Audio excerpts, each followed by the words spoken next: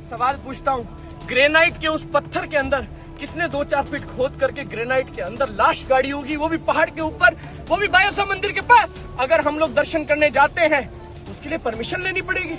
राजस्थान की सरकार में ऐसा कदम हो रहा है।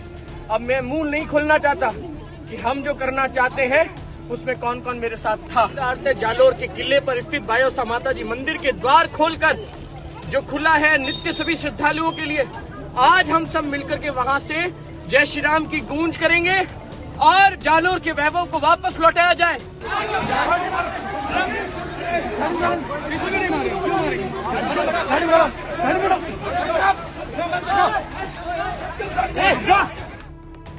जालोर में शुक्रवार का दिन हंगामे और तनावों से भरा रहा।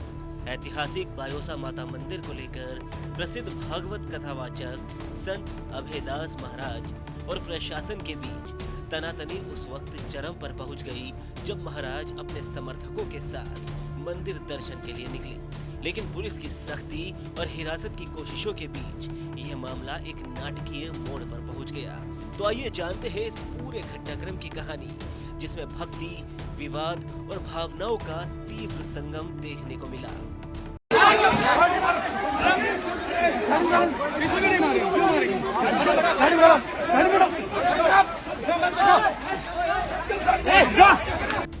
दरअसल जालोर के ऐतिहासिक किले में स्थित बायोसा माता मंदिर के दर्शन को लेकर 2 दिनों से चल रहा विवाद शुक्रवार को तब गहरा गया जब संत अभयदास महाराज अपने समर्थकों और बजरंग दल के कार्यकर्ताओं के साथ मंदिर की ओर बढ़े। लेकिन किले की घाटी के नीचे पहुंचते ही पुलिस ने उन्हें रोकने की कोशिश की। हिरासत की कार्रवाई से बचते हुए महाराज चकमा देकर बाजारों से होते हुए एक मकान की छत पर जा पहुंचे, जहां उन्होंने आमरण अनशन करना शुरू कर दिया। पुलिस ने मकान की घेराबंदी कर ली और माहौल तनावपूर्ण हो गया। सुनिए इस बारे में अभयदास महाराज ने खुद क्या बताया।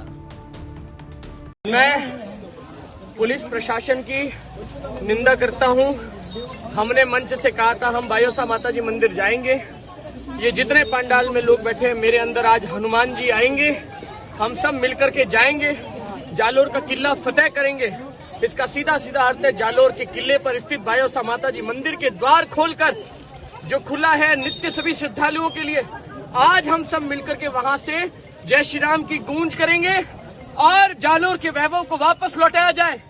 जालोर पर जितना अतिक्रमण हो रखा है, अलग अलग ये खिलजियों की नाजायज औलादों के द्वारा, जालोर के किले पर जितने मकबरे बने, उन मकबरों का या तो प्रमाण देवे, उन मकबरों का या तो कोई न कोई देवे। मकबरे का मतलब होता है जहां पर नीचे लाश गड़ी होती है, उसके ऊपर कोई पीर पैगंबर के ऊपर मकबरा बनाया जाता है। मैंने 10 बार कहा मैं मुसलमान और इस्लाम का विरोधी नहीं हूं।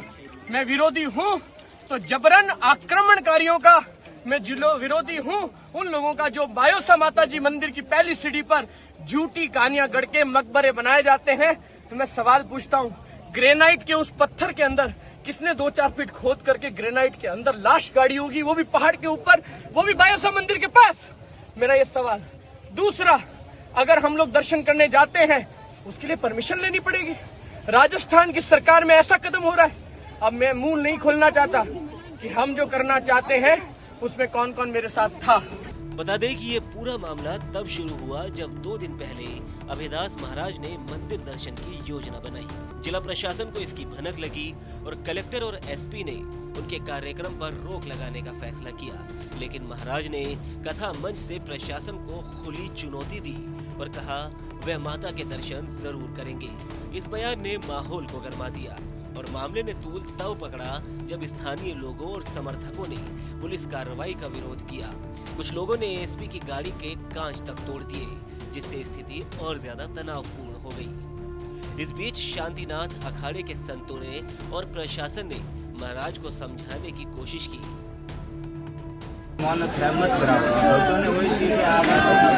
जुड़िया हो तो पता निमित जुड़ो मजार गई तो आप रेडी ना बाजू फरमाइया बनी से अपनी गाइड करें पीछे देख रेख करी वो कानून कार्रवाई दी।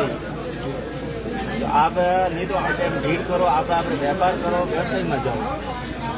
अपना अपना घर पधारो, अपना परिवार को संभालो, बच्चों को जालोर में करो। इजे उदी शांति रहन है ना, शांति आज तक कभी दंगा नहीं हुआ, 144 धारा कोई माहौल नहीं लगा आज तक। जालोर आराध्य पीर गंगानाथ जी महाराज पीठाधीश्वर भैरूनाथ जी अखाड़ा श्री मंदिर जी रो आदेश है और बाप जी भेजिया है ऊपर थी नीचे उन्होंने के ओपोरे भाई कथा है तो कथा करो, श्रावण महीनो भक्ति रो महीनो है और महादेव री पूजा अर्चना करो, गुरु जी रो कहना है शांति बनाए रखो।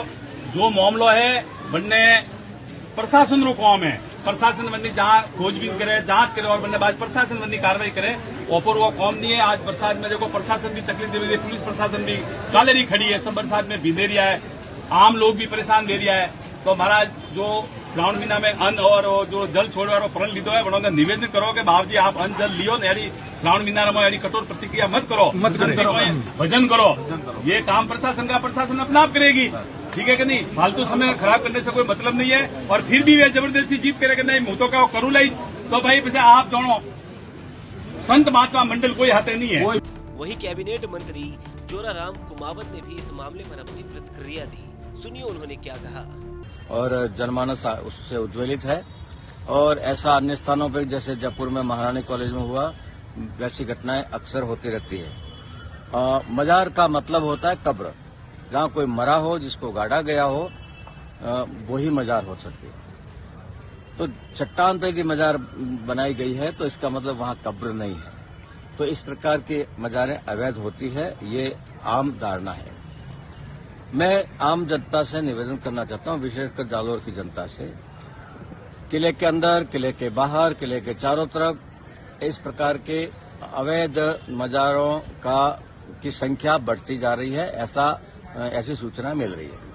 मेरा आप सबसे निवेदन है, ऐसा कोई भी स्थान आपके ध्यान में आए उसकी लिखित में कार्यवाही प्रशासन को शिकायत दर्ज करवाइए और उस शिकायत पर प्रशासन जांच कर लेगा और सचमुच में यदि वो अवैध है, अतिक्रमण वाली है, तो प्रशासन स्वयं उसको विधि विधान से, प्रक्रिया से हटाएगा।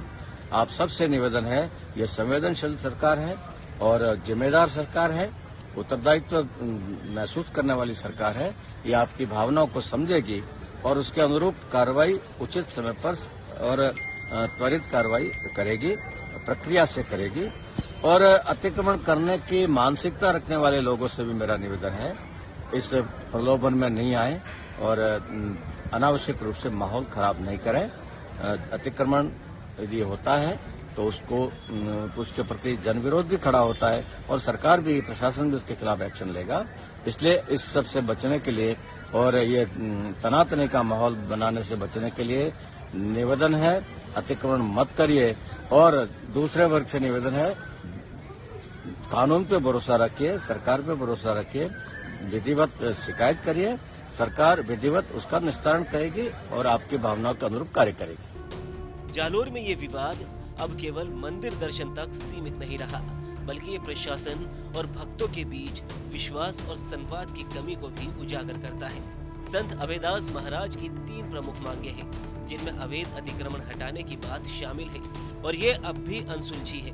दूसरी ओर प्रशासन शांति और व्यवस्था बनाए रखने की अपील कर रहा है, लेकिन सवाल ये है कि क्या ये मामला बातचीत से हल हो पाएगा या जालोर की धरती पर ये तनाव अभी और ज्यादा बढ़ जाएगा।